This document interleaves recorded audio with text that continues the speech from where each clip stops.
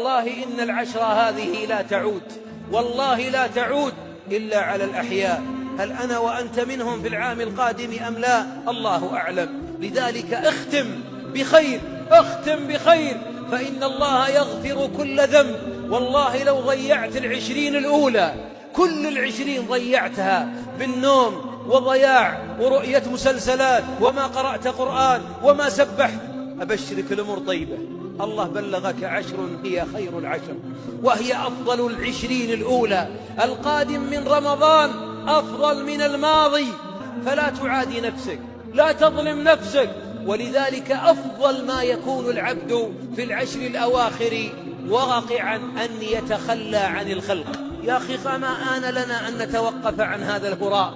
أما نتوقف لنناجي الملك الديان؟ ألا نتوقف في بيته ونترك الدنيا خلف ظهورنا؟